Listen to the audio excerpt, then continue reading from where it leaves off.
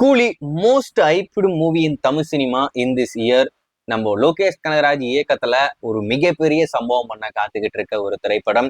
August 14 உலக அளவில் ரொம்பவே கிராண்டான திரைப்படம் வெளிவர காத்துக்கிட்டு இருக்கு. இன்னும் இடையில இருக்கிறது வெறும் 22 நாள் மட்டும்தான் நம்ம இந்த படத்தை தியேட்டர்ல பார்க்க போறோம். டெஃபினட்டா ஒரு மிகப்பெரிய சம்பவம் பண்ணும் அப்படின்ற மாதிரி எதிர்பார்க்கப்படுது. இந்த உலக அளவில் இந்த 1000 கோர் கிளப்ல இந்த படம் ஜாயின் பண்ணும் அப்படின்ற மாதிரி நம்ம எல்லாருமே எதிர்பார்க்கிறோம். இன்னைக்கு இந்த கூலி படத்துடைய தேர்ட் சிங்கிள் அந்த பவர் ஹவுஸ் அந்த சாங்கை நாங்க ரிலீஸ் பண்றோம் அப்படின்ற மாதிரி சொல்லியிருந்தாங்க. அதுல குறிப்பா இன்னைக்கு நைட் 9 மணிக்கு தான் அந்த சாங் ஹைதராபாத்ல லான்ச் பண்ண போறாங்க. அதாவது லைவா நம்ம அனிருத் அவர்கள் அந்த ரிலீஸ் ஈவெண்ட்ல அந்த சாங்கை பெர்ஃபார்மன்ஸ் பண்ண போறாப்புல. செம வைபோட அங்க இருக்கிற ஃபேன்ஸ் எல்லாரும் பாஸ்லாம் வாங்கிட்டு காத்துக்கிட்டு இருக்காங்க. சரி, அங்க 9 மணி தான் வரும் போல அப்படின்ற மாதிரி காத்துக்கிட்டு இருந்தா 6 மணிக்கே இருக்கிற எல்லா ஓடிடி பிளாட்ஃபார்ம்லயும் அந்த அந்த சாங்கை ஸ்டீம் பண்ணி முடிச்சிட்டாங்க. இப்போதைக்கு ஸ்பாட்டிஃபை, ஆப்பிள் மியூசிக் அப்படின்னு சொல்லிட்டு இருக்கிற எல்லா ஆடியோ ஓடிடிலையும் அந்த சாங் இப்போ அவைலபிளா இருக்கு.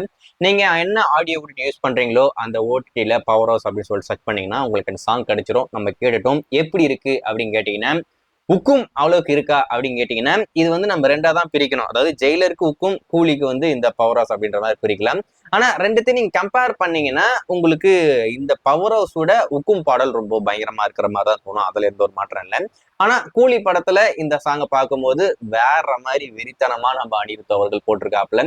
சும்மா வேற லெவலுங்க. அதுல குறிப்பா அந்த பிரேக்கிங் பேட் சீரீஸோடைய டைலாக் சேம் மை நேம் அந்த டைலாக் வரும்போது அந்த எப்படி சொல்றதுன்னா அந்த வாய்ஸ் வரும்போது என்னடா இது அப்படின்ற மாதிரி தோணுச்சு. அடப்பாவி பயங்கரமான கூஸ்பம் தியேட்டர்ல வேற லெவல்ல இருக்க போது.